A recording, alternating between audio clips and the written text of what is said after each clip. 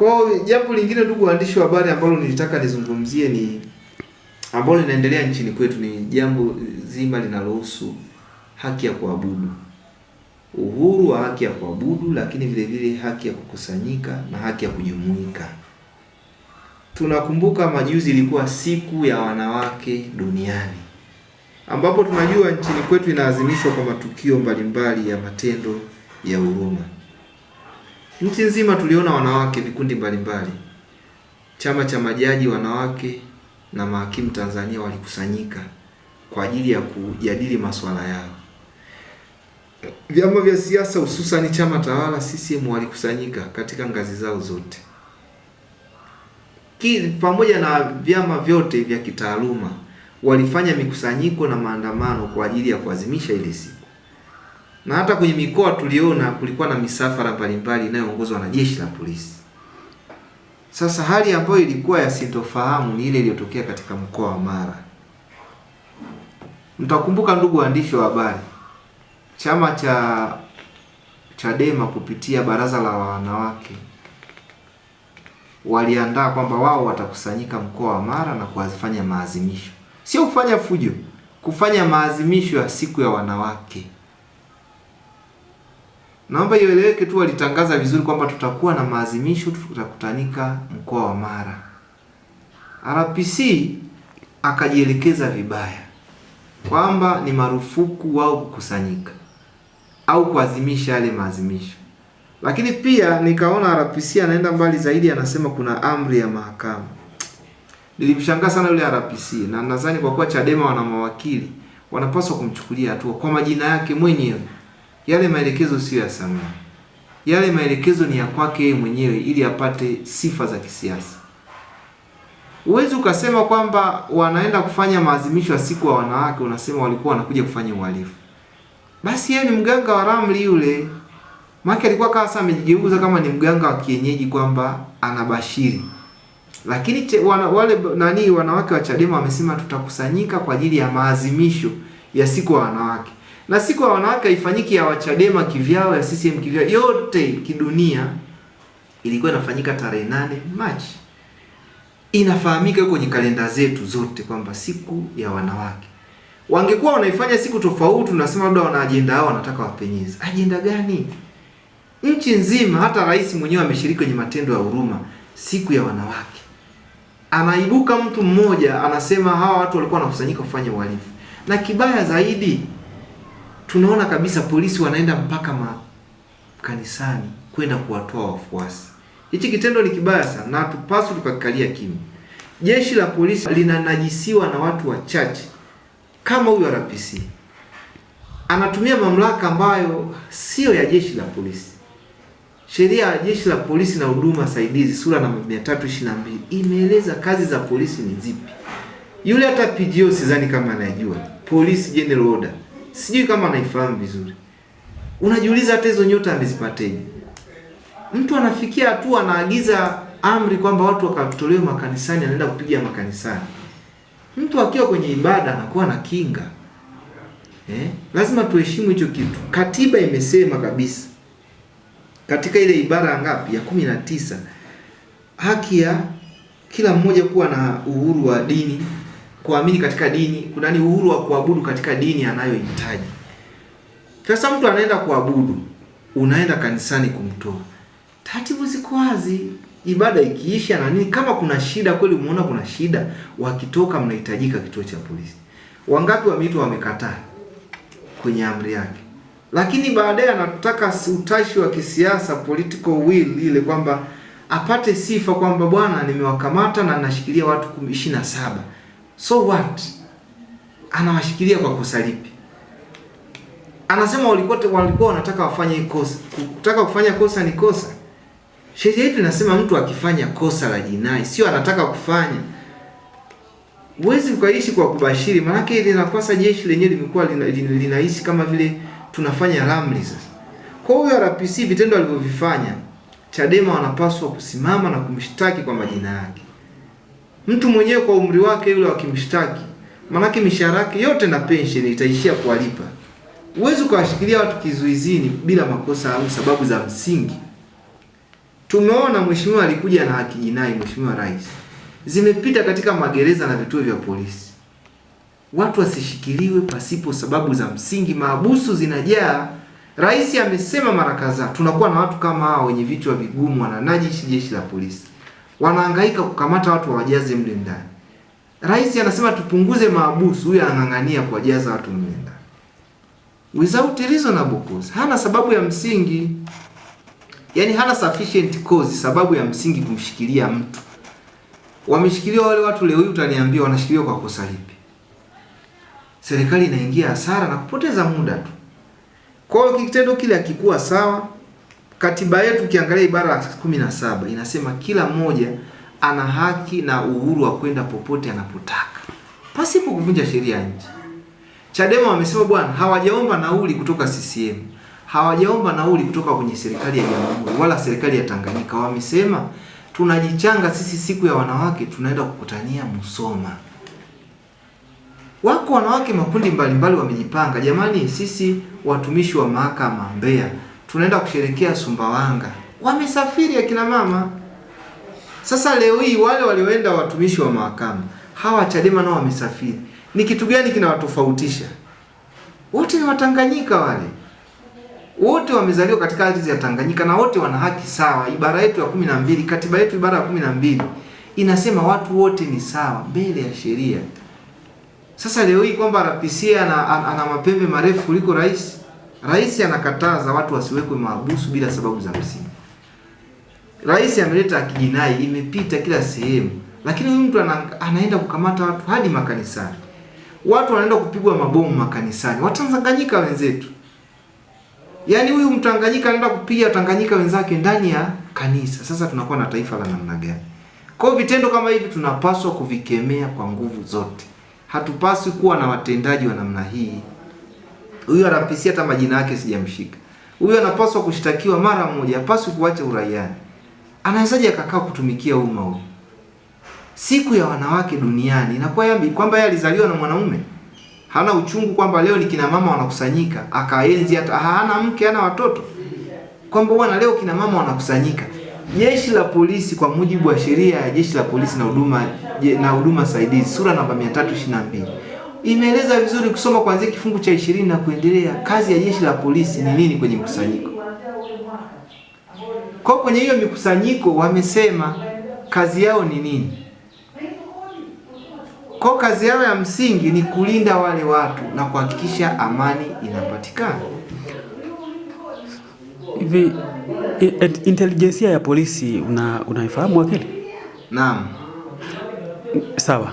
Swali langu ni pengine jeshi la polisi linafanya kazi kwa ushirikiano na jamii, lakini pia kwa kuzingatia hiyo intelijensia yao ambao wanajua pengine kwamba pengine kulikuwa nia ovu ama mpango wa nia ovu na vitu kama hivyo, wakaandaa kama tahadhari. Pengine unatuambiaje kwenye eneo hilo hata kufanyika kwa hicho kilichotokea kule Mara? Yes, sasa kwa kilichotokea Mara, jeshi la polisi lina intelijensia kubwa.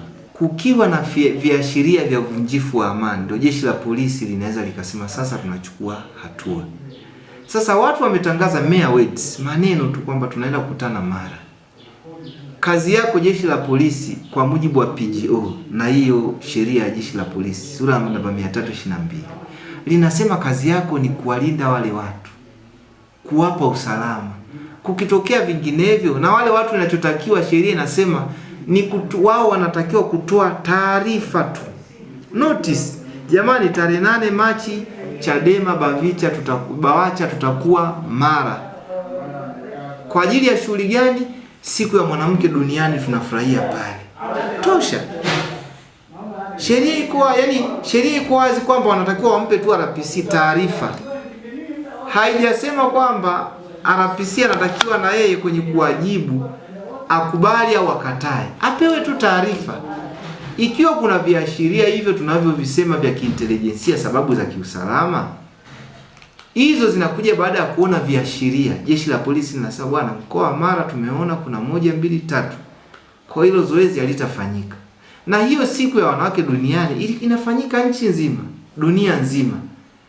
Unapateje hofu kusema viashiria vya amani? Kwani usibaki Dar es Salaam kusema kwamba pale rais anapohutubia tunaona kuna shida labda inaweza ikawa pale ya usalama. Huku sehemu nyingine tunapateje hiyo shida ya kiusalama, sehemu ambayo hakuna hata kiongozi wa kitaifa yuko pale atazurika. Hakuna kusema kwamba bwana CCM nao wanafanya shughuli hii Mara, kwa hiyo mkutana kwenu na utofauti wa itikadi unaweza kuleta mvutano na shida. Hicho kitu hakipo. Watu wamechagua kwenda sehemu yoyote wanaokwenda kama katiba inavyosema. Wameweza kwenda sehemu ambao wameona kwamba bwana, katiba yetu inasema ibara 20, tuna haki ya kushirikiana na wengine. Sisi tumeona wa Mara tukaungane, watu wa Mbeya, wa Iringa, wa Arusha, Dodoma, tukakutane Mara tusherekee siku yetu. Katiba inawalinda haki ya kushirikiana, lakini vile vile inawalinda kwamba wana uhuru wa kwenda watakako. Ibara 17 wanaweza kwenda popote, hawajavunja sheria yote. Sasa kusema viashiria, sasa kuna kitu kinaitwa, naweza kusema jeshi letu la polisi lina uweredi, lakini kuna baadhi ya mazingira jeshi letu linatumika kisiasa. Hiyo iko wazi, hatuna haja kuficha. Mpaka leo hii niwaulize ndugu waandishi wa habari, MC Pilipili aliuawa, mlisikia jeshi la polisi linafanya uchunguzi. Mpaka leo nani amepewa hiyo taarifa? Mwandishi wa habari. Unadhani jeshi la polisi halina weledi wa kutoa taarifa nani amefanya kile kitendo? Wana majibu. Kwa nini wako kimya mpaka leo? Kwa kuna muda wakisema intelijensia tunawaelewa, lakini kuna sehemu wanatumika kisiasa. Hasa kwa mfano tukio lililotokea RPC limetumika kisiasa. Afu ni aibu. Yaani RPC yule mzee angeweza kukaa tu kimya, ingemsaidia. Anawazuru Watanganyika wenzake anaoishi nao. Alafu sababu ya msingi haipo. Tungesema Chadema wamekusanyika kule, kwa nini nchi nzima hamna makusanyiko? Kote nchi nzima wamekusanyika. Mama zetu, dada zetu wote wamekusanyika. Sembuse kwa yeye tu kwamba Mara ndo ameona Mara kuna shida. Nilimsikiliza vizuri huyu RPC, yule mzee. Anasema Chadema wamezuiwa kufanya shughuli za kisiasa. Naomba niseme kitu kimoja. Chombo pekee kilichopewa mamlaka ya kutoa tafsiri za kisheria na kutamka au kutoa haki ni mahakama tu. Ibara ya 107 herufi kubwa A ya mwaka 1977 ya katiba ya nchi yetu. Mahakama tu ndo chombo cha kutoa haki na cha kusema kwamba yani kwamba nyie mmezuiwa, nyie mmekatazwa. Sasa RPC yule hata sheria sisi na wasiwasi kama amesoma sheria. Na hata kama amesoma sheria bado nitakuwa na mashaka na elimu yake. Kwa sababu kisheria zuio linadumu kwa muda wa miezi 6. Hiyo ni kwa mujibu wa sheria inaitwa The Civil Procedure Code, sheria ya mwenendo wa makosa ya madai, sura namba 33, kama ilivyofanywa marejeo mwaka 2023 katika Order 37 Rule 1 and 2. Ambapo ukisoma pale utaona kwamba zuio, mtu anaweza kaomba zuio kama Chadema walivyoombewa kwamba tunaomba kukizuia chama cha Chadema kisiendelee na shughuli za kisiasa. Waliomba kupitia hiyo sheria Order 37 Rule 1 and 2. Ukisoma mpaka Rule 5 inaelezea kwamba zuio litadumu kwa muda wa miezi 6 tu. Baada ya pale limekufa. Sasa mtu mmoja RPC anatumia hicho kichaka, sheria hajui, anasema tu kwamba nyie mlishazuiwa. When?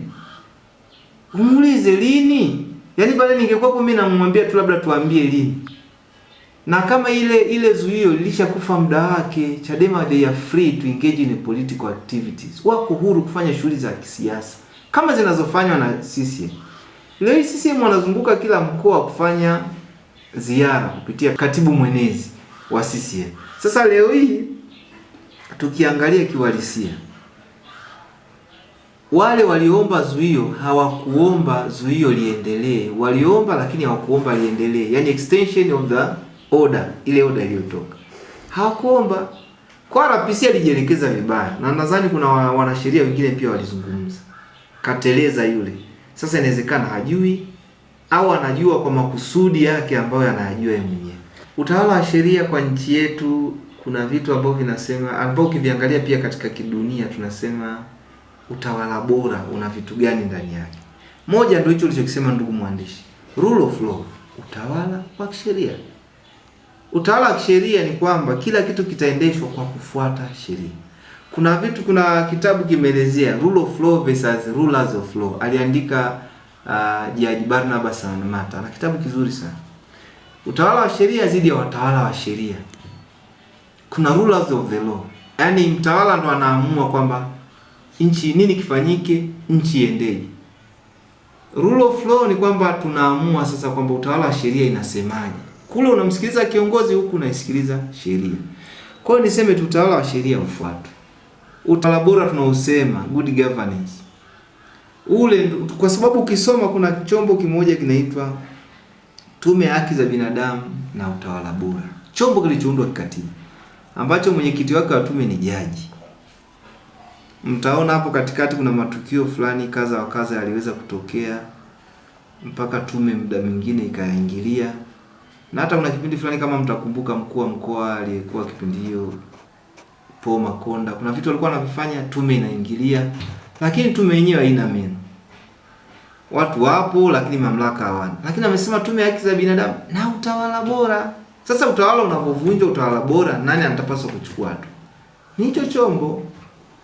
Na sio lazima tuone kwa macho. Basi unakutana na RPC anafanya matendo kama anaitwa, anaelekezwa, bwana PGO ya inasema hivi. Bwana sheria ya jeshi la polisi hapa inasema hivi. Hapo umekanyaga mstari, umeenda mbali. Sasa leo hii tuna viongozi wengi kwenye jeshi baadhi ambao hawajui hata sheria zinazowaongoza, kitu ambacho ni hatari sana. Kwa sababu tunasema hivi, ukisoma sheria mwenendo wa makosa ya jinai inasema hivi, polisi anapaswa kutumia kitu kinaitwa reasonable force. Reasonable force maana yake nguvu ya kawaida inayoendana na mhusika, yani mtuhumiwa. Lakini leo hii unaona sasa nguvu inayotumika tu jumla moja kwa moja inaanza tu na excessive force, nguvu ya ziada. Tumeona mengi, nadhani mtakumbuka ndugu waandishi wa habari, mwaka jana hapo kabla uchaguzi nchi yetu iliingia kwenye vitu ambavyo ya kufungiwa makanisa. Mliona ambushi ya watu waliokuwa wanakamatwa pale kwenye kanisa la Gwajima. Mtu apinge amenyosha mikono anapigwa kama ng'ombe, anachapwa na mafimbo. Tumeona kwenye kesi ya Lissu Kisutu. Jamani, tunahitaji msiwepo hapo, sio shida. Waambie watu kwa kusema jamani, mnapaswa msiwepo. Na hamna mtu amebisha, lakini unaangalia watu wanavyochapwa kama punda. Sasa unajiuliza huyu mtu anajua hata utawala wa sheria nini? Rule of law. Hajui hata sheria inayemuongoza. Sio sheria inasema hivi, tumia reasonable force. Ukiona yule mtu anataka sasa ashindane na wewe, tumia sasa ile nguvu ya ziada.